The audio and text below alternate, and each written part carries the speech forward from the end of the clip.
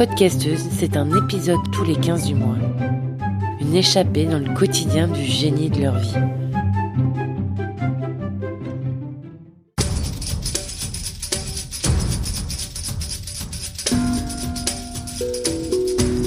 Pour ce nouvel épisode, je suis partie en baie du Mont-Saint-Michel pour rencontrer Kevin, le passeur. Autrefois, tout au long de l'année, en plus de leur métier, les pêcheurs accompagnaient les pèlerins à travers les grèves de la baie jusqu'au sanctuaire de Saint-Michel. Depuis les années 90, ce sont des guides passionnés qui partagent leur connaissance de ce milieu naturel auprès d'un public fasciné par la baie et sa merveille. Le temps d'une randonnée entre le mont et le rocher de Tomblaine, deux îlots granitiques situés dans la baie, Kevin nous dévoile son quotidien dans ce site naturel extraordinaire. Mont Saint-Michel. Charlotte Menace.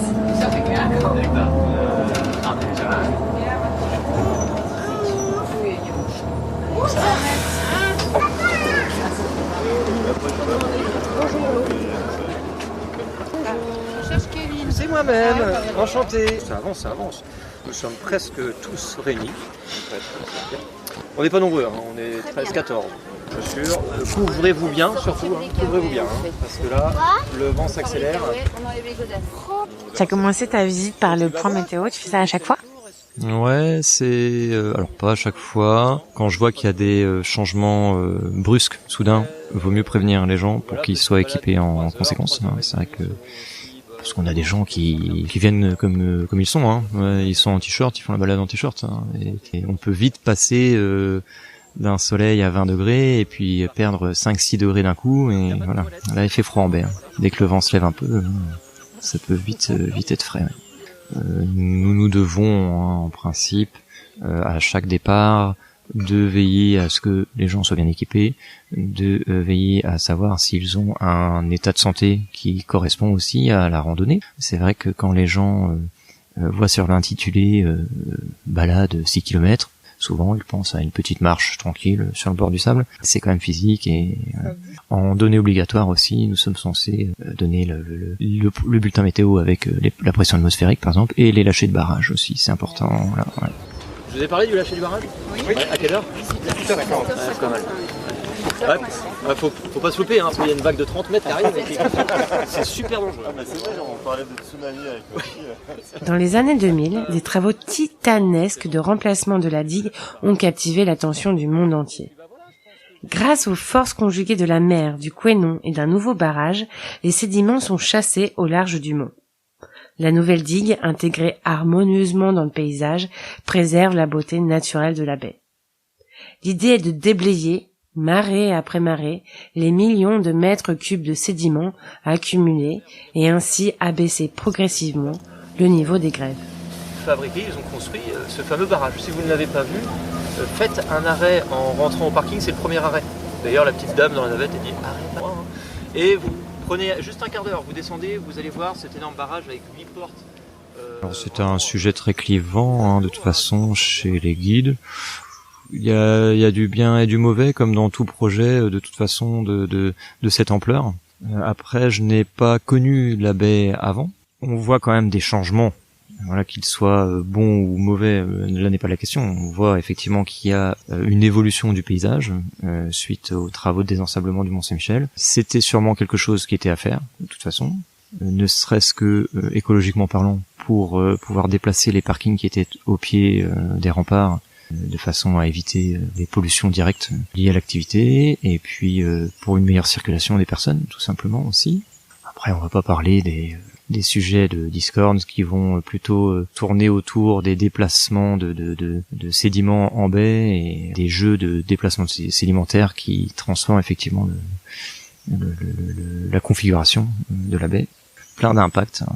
Voilà, les travaux sont jeunes, faut attendre encore un petit peu, mais voilà, c'est vrai que ça bouge vite, Ouais.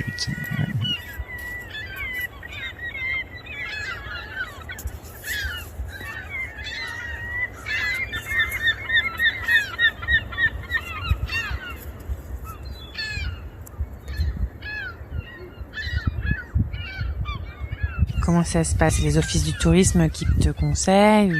Alors, tout ce qui est création de balade, création du circuit, choix des thématiques, ça c'est libre au guide, hein, de toute façon, voilà. Travailler avec l'Office du tourisme, c'est travailler avec un partenaire du tourisme qui nous permet d'avoir une plus grande visibilité.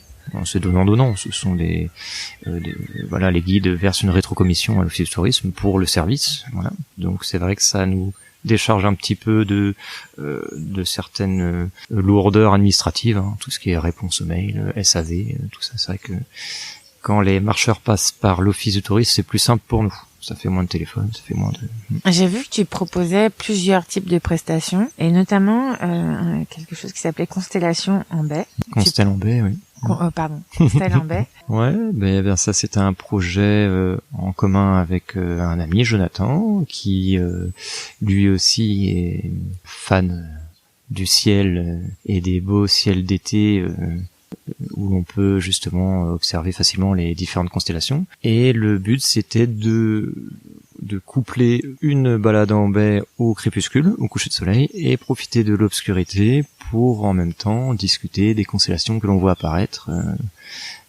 au gré de la balade, et de faire découvrir aux gens les mythes grecs qui sont liés aux constellations que l'on voit, histoire de faire rêver un petit peu, de faire voyager. Et j'ai vu aussi que tu avais eu l'occasion de travailler avec une équipe de tournage. Film 13, Claude Lelouch m'ont contacté pour faire une prise de vue sur leur tournage, de façon à sécuriser en fait les acteurs pendant leur prise de vue in situ en baie du Mont-Saint-Michel, qui était dans une zone un peu délicate où il fallait faire du repérage en amont pour trouver la zone de travail. Déjà, il fallait que ça soit sur un lieu légèrement excentré, vu sur le mont, sans passage de marcheurs alentour, voilà, pour une prise de vue seul au monde. Et donc voilà, il a fallu que je repère un petit peu le pourtour de baie pour trouver la zone.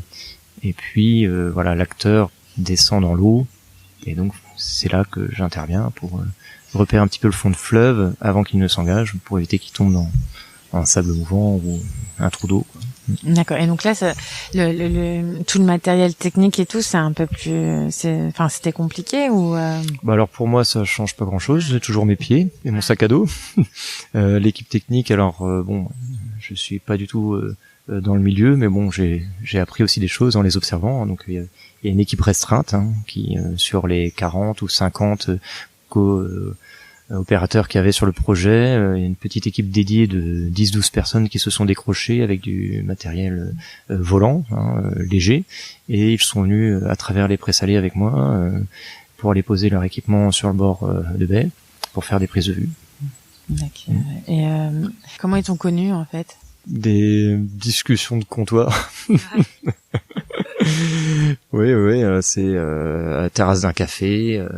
Un des jeunes qui travaillent sur le projet, on est venu à discuter ensemble de tout et de rien, et puis il m'a dit qu'un jour il me contacterait parce qu'il était sur un projet film autour de la baie. Et il se trouve que quelques mois plus tard, on s'est recroisés au pied du Mont-Saint-Michel, et c'est là qu'il m'a dit, pour telle date, on y va, j'aurais besoin de toi. Donc voilà, ça s'est fait comme ça. C'est vrai que c'est une autre facette. Hein, c'est comme beaucoup d'opérateurs dans le milieu du cinéma. Ce sont les gens de l'ombre, hein, ceux qu'on ne voit pas. Et il y en a beaucoup. Ouais. C'est incroyable, hein, c'est une vraie fourmilière. Il y en a plus que devant, oui, largement. Et donc c'est vrai que c'est intéressant de pouvoir travailler la baie différemment. Travailler la baie pour des professionnels qui ont besoin d'une expertise, en fait. Hein. La commune Mont-Saint-Michel, c'est la partie médiévale que vous voyez là. C'est un peu comme Saint-Malo intramuros. Mais c'est aussi le quartier de la caserne qui est au-dessus. Et puis tous les polders avec les fermes. Et si vous passez le quartier de la caserne, vous remarquez qu'il y a des maisons entre les hôtels et il y a des gens qui vivent là. Voilà. Les habitants, ce sont des monts, quoi. Et il y a combien d'habitants du coup Dernière présidentielle, il me semble qu'il y avait une centaine de personnes en âge de voter. Je suis pas sûr qu'il y ait beaucoup d'enfants. C'est même Intramuros. Intramuros, il y en a 25 actuellement. Et les questions des gens, elles changent un peu à chaque fois, ou c'est toujours à peu près les mêmes? Oh non, c'est assez divers quand même. Il y en a qui reviennent tout le temps, hein, forcément. Il y a les questions magiques, hein. Combien y a-t-il d'habitants au Mont-Saint-Michel? Je pense qu'on l'a à chaque sortie, quoi. Ça, voilà. Après, ça dépend de la curiosité des gens. Il y a des personnes qui viennent en marche pour vraiment se détendre Ils sont pas là vraiment pour faire de la discussion. Il y en a d'autres qui sont très intéressés, qui posent 1001 questions. On a vraiment tous les cas de figure, quoi. Ça force aussi à briser la timidité, ou parce que on apprend vite à parler à un groupe de personnes. Ça peut aller de 3 jusqu'à 60. Donc c'est vrai que quand il y a un gros groupe de 60 personnes, il faut hausser le ton, donner de la voix pour que tout le monde nous entende, et puis il y a un petit côté théâtral comme ça. Ça peut paraître redondant, mais en fait ce sont jamais les mêmes personnes. On traverse jamais les mêmes fleuves, on n'a jamais 2 fois le même tracé, en fait, et selon la réaction du public, ce sont 2 prestations différentes. C'est comme une pièce de théâtre. On n'a pas le même public, on se donne pas toujours de la même façon, et 2 sorties ne se ressemblent pas, quoi. Quand ce sont des tout petits, on peut avoir des tout petits, ce sont des petites boucles au pied du Mont-Saint-Michel, c'est vraiment de la sensibilisation, c'est de la découverte, texture, couleur, coquillage, c'est sympa comme tout. Après, quand ce sont des plus grands, là on aborde des sujets un petit peu plus techniques, on peut parler de sédimentation, on peut parler la faune, la flore, voilà. Le système des marées, c'est bien aussi à rappeler, hein, les astres, le système solaire, les sables mouvants, on peut parler de physique un petit peu. Voilà, c'est quand même sympa, c'est gratifiant, les enfants, c'est sympa. J'aime beaucoup les traversées pour les jeunes, parce que ça leur permet d'avoir cette sensibilisation à la baie, et ils sont souvent plein de questions. Même des fois des questions que les grands se posent mais ils n'osent pas. Souvent les parents s'inquiètent pour leurs enfants, et en fait les enfants ils ont pas les mêmes ils ont pas le même centre de gravité, ils ont pas le même poids, et du coup tout ce qui est vaseux, tout ce qui est un peu compliqué pour les adultes, pour eux c'est une balade, hein.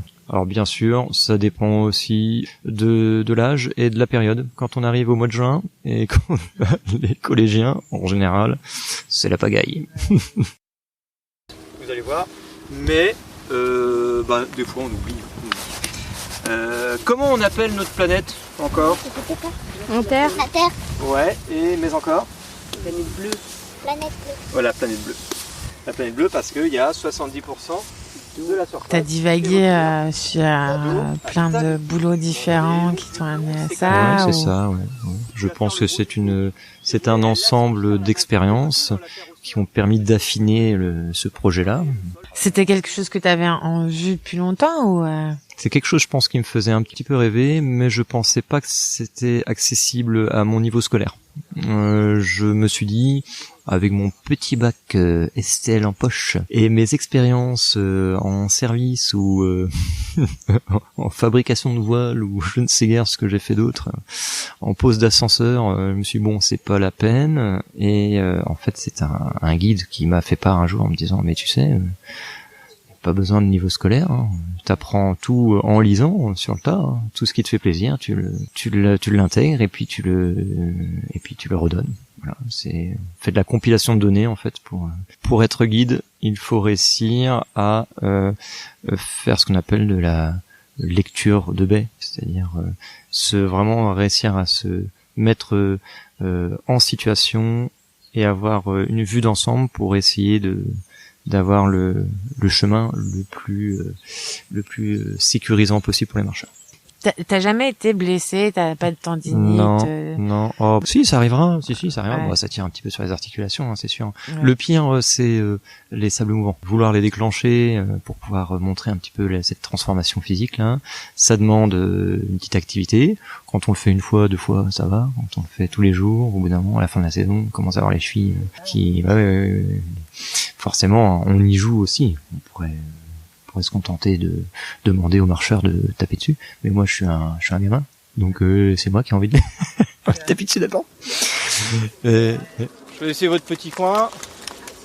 Vous avez le droit d'être plusieurs, hein, sur le même, hein. C'est un coworking, hein, le sol mouvant. Voilà, vous allez voir que le sol qui paraissait dur, hein, là, se ramollit au fil des pas, hein. On le voit bien que vous n'êtes pas très efficace, hein, quand même.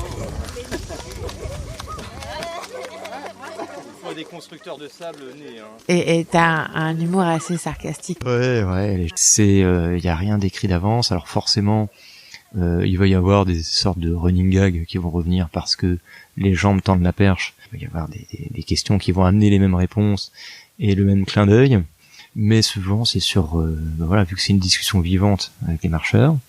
Alors ça dépend des groupes. Il y a des groupes où ça discute énormément, ça part dans tous les sens, donc vraiment c'est un jeu de ricochet comme ça.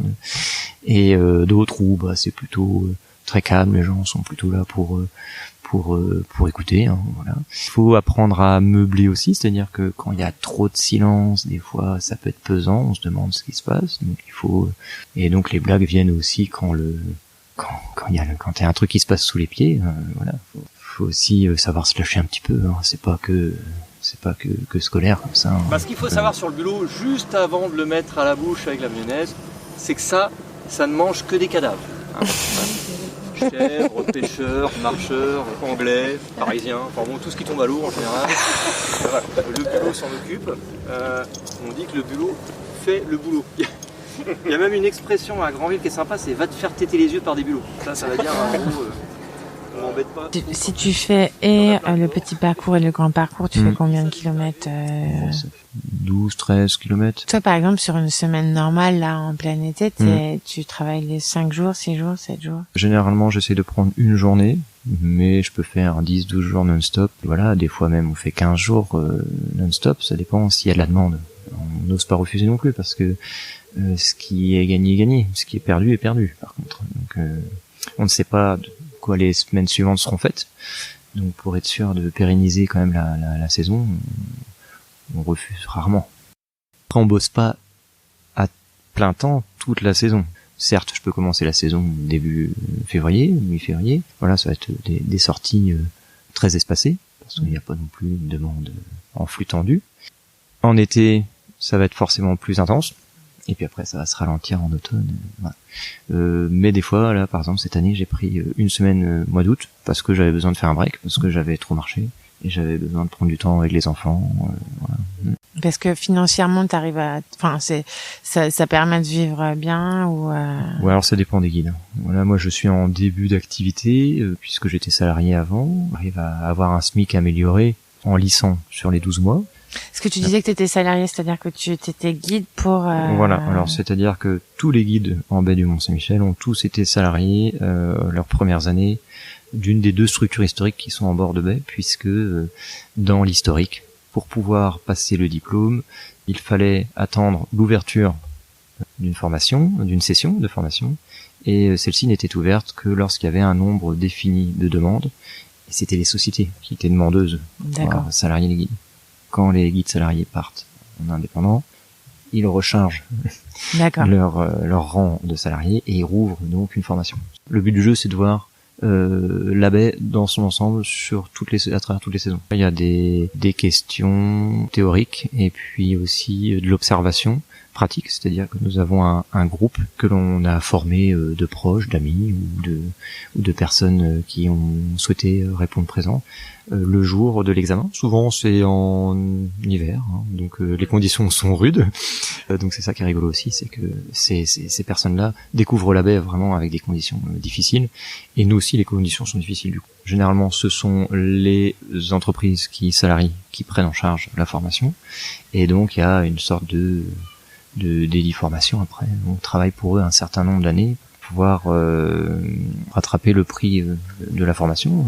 Après, une fois qu'on a travaillé un certain nombre d'années, on peut choisir soit de rester dans la structure, soit de se mettre en tant qu'indépendant. Alors il y a 3 sous-espèces de goélands ici, il y a le goéland brun, le goéland marin et le goéland argenté. Vous savez faire la différence ou pas? C'était l'argenté là? Le goéland argenté. Et tout à l'heure, tu disais, concernant Tomblaine, que vous aviez observé que les aigrettes couvaient plus longtemps que vous imaginiez. Ouais. Pour Tomblaine, ouais, effectivement. Hein, c'est vrai qu'il y a pendant un an, 2 ans, on a été aussi pas mal en stand-by. Et la nature en a profité pour reprendre ses droits. Et c'est vrai que on a observé des phénomènes que l'on ne voyait pas auxquels on ne faisait pas attention avant, parce que voilà, les arrêtés avaient été édités de telle façon à ce que voilà, l'interdiction d'accès à l'îlot pour la nidification soit du 15 mars au 31 juillet. Et puis il s'est trouvé que arrivé au mois d'août, il y avait encore du monde et on dérangeait carrément les aigrettes garzettes, entre autres. Mais vous avez quand même donc une influence sur ces décisions. c'est évident quand on observe quelque chose qui change de l'ordinaire, on en fait part aux autorités compétentes. C'est un partage d'informations aussi. Nous sommes sur site, donc c'est peut-être plus simple pour nous de le voir quotidiennement. Mais il y a aussi les agents français de la biodiversité qui sont là aussi. Hein. Donc voilà, c'est un ensemble d'observations qui ont amené à un changement des dates de l'arrêté pour la nidification. Et c'est très bien, c'est tant mieux. Et comment ça se passe avec tes collègues? Là, j'ai vu, vous faites de l'humour, vous croisez. Ouais, ça se passe bien. Forcément, nous sommes quand même nombreux en tant que guide. Là, je pense qu'on doit être, je sais plus, 64, je crois, à avoir l'attestation préfectorale. Donc, tout le monde ne s'entend pas. Hein. C'est humain, je veux dire, voilà. Mais en tout cas, c'est toujours en intelligence. C'est quand même un milieu auquel il faut faire attention. On s'amuse pas à donner de fausses infos, par exemple. On est tous là pour refaire du repérage en baie et pour se donner les tuyaux. Quand ça passe pas bien à un endroit, on se transmet l'info parce qu'on peut pas repérer l'ensemble de la surface de la baie seul. Donc c'est bien qu'on puisse se donner les tuyaux quand même, c'est important. Hein. Aussi pour la sécurité du public. Hein. Quelque chose de magique, hein, la baie, c'est magnétique. Quand on est sur le bord, on a toujours envie d'être dedans. Cette envie de transmettre et de me balader dans des beaux endroits. Du coup, je crois que guide, c'est ce qui correspondait le mieux. Hein. Pas très bien. Merci beaucoup. Merci à toi, Delphine, et puis à bientôt en baie du Mont-Saint-Michel. Et nous, on se retrouve le mois prochain pour un nouvel épisode.